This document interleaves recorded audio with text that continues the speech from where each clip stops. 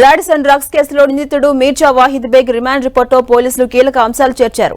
వివేకానంద ఆదేశాలతో ప్రవీణ్ కు మీర్జా వాహిద్ బేగ్ డ్రగ్స్ ను అందజేసినట్టుగా రిమాండ్ రిపోర్టులో పేర్కొన్నారు.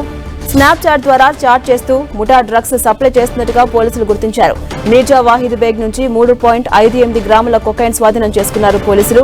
అబ్బాస్ అలీ ద్వారా వివేకానందకు డ్రగ్స్ సరఫరా చేస్తున్నట్టు పోలీసులు గుర్తించారు.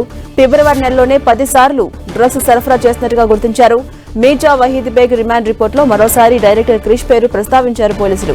A13 అబ్దుల్ రెహమాన్ అనే మరో డ్రగ్ ఫెడ్లర్తో ఏడాదిగా మీర్జాకు పరిచయం ఉన్నట్లు పోలీసులు రిమాండ్ రిపోర్టులో పేర్కొన్నారు. స్నాప్ చాట్ ద్వారా పరిచయం ఏర్పాటు చేసుకుని మీర్జా డ్రగ్స్ దందా చేస్తున్నట్టుగా పోలీసులు తెలిపారు. రాడిసన్ హోటల్లో ఫిబ్రవరి 24న జరిగిన కొకైన్ పార్టీలో 10 మంది నిందితులు హాజరైనట్టుగా రిమాండ్ రిపోర్టులో పేర్కొన్నారు పోలీసులు. ఇదే అంశంపై మరింత సమాచారం మా ప్రతినిధి సునీల్ అందిస్తారు. సునీల్,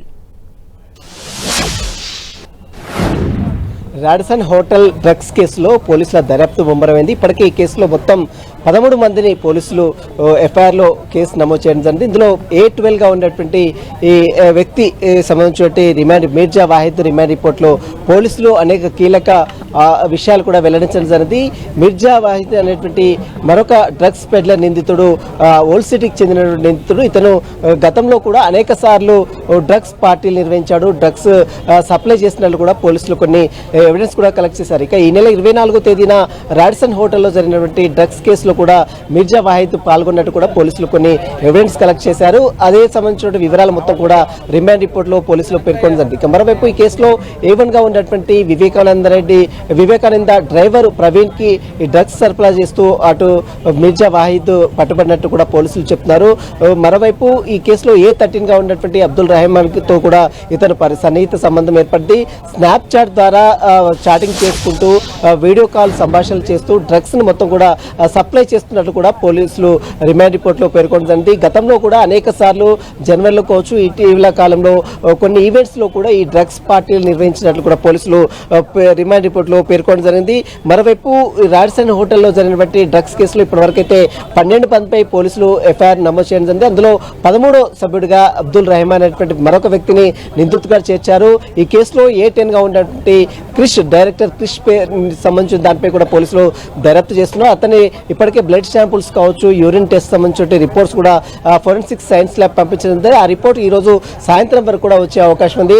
ఆ రిపోర్ట్ లో ఒకవేళ డ్రగ్స్ డైరెక్టర్ గా ఉన్నటువంటి క్రిష్ ఒకవేళ డ్రగ్స్ తీసుకున్నాడని తేలిస్తే మాత్రం అతన్ని అదుపులో తీసుకునే అవకాశం ఉంది. ఇప్పటికే మనం చూస్తాం డైరెక్టర్ క్రిష్ హైకోర్టులో సైతము పిటిషన్ దాఖలు చేసినటువంటి తీర్పు చూస్తాం. ఆ పిటిషన్ పై వచ్చే సోమవారం హైకోర్టు విచారించే అవకాశం ఉంది. ఇక మరోవైపు రాడిసన్ హోటల్లో ఉన్నటువంటి మీర్జా వాహిద్ సంబంధించిన రిమాండ్ రిపోర్ట్ లో కూడా పోలీసులు అనేక కీలక అంశాలు కూడా ప్రస్తావించారు. మీర్జా వాహిద్ అనేక సార్లు డ్రగ్స్ సేవించాడు, అదేవిధంగా డ్రగ్స్ సప్లై చేశాడు. అదేవిధంగా హోల్ సిటీలో హుక్కా సెంటర్ నడుపుతున్నటువంటి మీర్జా వాహిద్ ఒక్కసారిగా డ్రగ్స్ వైపు దారి మళ్లించాడు. ఎందుకంటే డ్రగ్స్ సంబంధించి సప్లై చేస్తే పెద్ద ఎత్తున డబ్బులు వస్తాయన్నటువంటి ఒక ఆశతోనే ఈ యొక్క డ్రగ్స్ దందాలకు దిగినట్లు కూడా పోలీసులు రిమాండ్ రిపోర్ట్ లో పేర్కొనది. ఈ సంబంధించి మీర్జా వాహిద్ సంబంధించిన దానిపై మరికొంతమంది పేర్లు ఇన్వాల్వ్మెంట్ ఉన్నట్లు కూడా పోలీసులు కొన్ని ఎవిడెన్స్ కూడా కలెక్ట్ చేస్తారు. కాబట్టి ఆ కోణంలో కూడా ప్రస్తుతం అయితే విచారణ కొనసాగిస్తుంది. ఇప్పటివరకు అయితే కేవలం 13 మందిపై మాత్రం పోలీసులు కేసు నమోదు చేసుకుని అన్ని కోణాల్లో దర్యాప్తు కొనసాగిస్తున్నారు. రైట్. అలాగే సునీల్, ప్రస్తుతం ఎంతమంది పోలీసుల అదుపులో ఉన్నారు, అలాగే ఎంతమంది పరారీలో ఉన్నారు, ఎవరెవరిపై కేసులు నమోదు చేశారు? మొత్తం ఈ కేసులో 13 మందిపై పోలీసులు కేసు నమోదు చేసుకోవడం జరిగింది. అందులో A1గా ఉన్నటువంటి వివేకానందతో పాటు అతని డ్రైవర్ ప్రవీణ్, అదేవిధంగా కొంతమంది పోలీసులు అరెస్ట్ చేసి రిమాండ్ తరలించినప్పుడు కూడా రిమాండ్ యాక్సెప్ట్ చేయలేదు కోర్టు.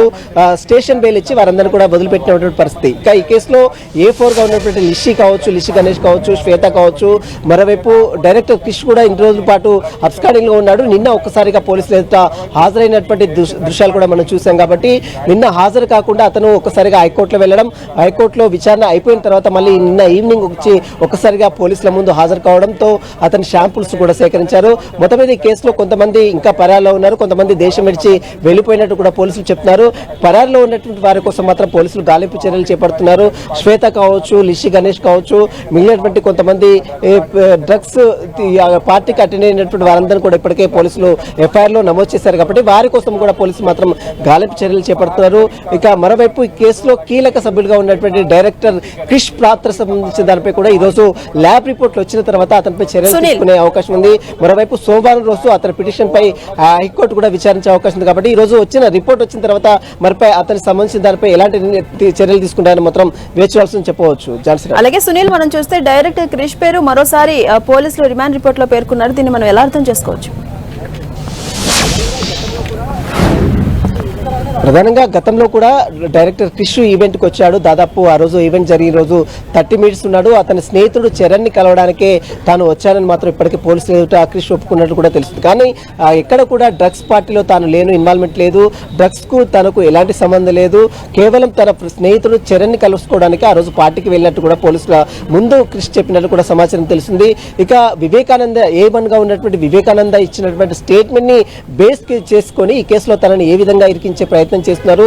తనకు ఈ కేసుకి ఎలాంటి సంబంధం లేదని ఇప్పటికే హైకోర్టు సైతం ఆశ్రయించిన క్రిష్కి నిన్న అటెండ్ అయిన తర్వాత పోలీసుల విచారణకు హాజరైన తర్వాత అతని శాంపుల్స్ సేకరించారు. కాబట్టి మరి శాంపుల్స్ వచ్చిన తర్వాత మరి ఒకవేళ అతనికి అనుకూలంగా వస్తే మాత్రం, అంటే ఎలాంటి డ్రగ్ తీసుకోవాలని వస్తే మాత్రం కేవలం విట్నెస్ కింద అతని పరిగణించి మరొకసారి నోటీసులు ఇచ్చి విచారించే అవకాశం ఉంది. ఒకవేళ ఖచ్చితంగా డ్రగ్స్ తీసుకున్నాడని ల్యాబ్ రిపోర్ట్ వస్తే మాత్రం ఖచ్చితంగా అతన్ని అరెస్ట్ చేసే అవకాశం కూడా ఉంది. ఈరోజు సాయంత్రం వరకు కూడా అతనికి సంబంధించినటువంటి నివేదికలు కూడా ఈరోజు వచ్చే అవకాశం ఉంది. కాబట్టి మరి చూడాలి ఈ కేసులో అతని ప్రమేయం ఉందా లేదని మాత్రం ఈరోజు ఒక పూర్తి క్లారిటీ కూడా వచ్చే అవకాశం ఉంది. మొత్తం మీద ఈ డ్రగ్స్ కేసులో రాడ్సన్ హోటల్ డ్రగ్స్ కేసులో మరొకసారి తెలుగు సినీ చరిత్రలో ఒక కలకలం అయితే సృష్టిందని చెప్పవచ్చు. గతంలో మనం చూసాం, అటు డ్రగ్స్ మాదాపూర్ డ్రగ్స్ కేసు కావచ్చు, మరోవైపు టాలీవుడ్ డ్రగ్స్ కేసు కావచ్చు. ఆ తర్వాత మళ్ళీ ఇప్పుడు సినీ పరిశ్రమలో ఒక్కసారిగా మళ్ళీ డ్రగ్స్ ప్రకంపనలు ఒక్కసారిగా తెర మీదకి రావడంతో సినీ వర్గాల్లో కూడా కొంత సీరియస్ గా చర్చ మాత్రం కొనసాగుతుంది. ఇప్పటికే మనం చూసాం, ముఖ్యమంత్రి రేవంత్ రెడ్డి చాలా క్లియర్ చెప్పాడు, తెలంగాణ రాష్ట్రంలో మాదక ద్రవ్యాలను పూర్తిగా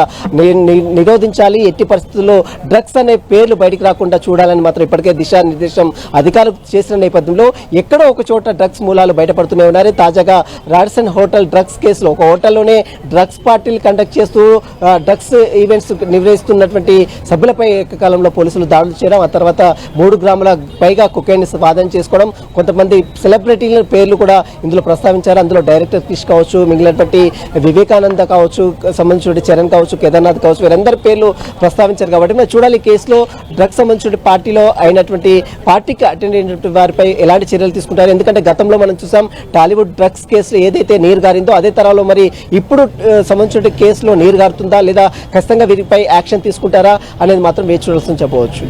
థ్యాంక్ యూ సునీల్.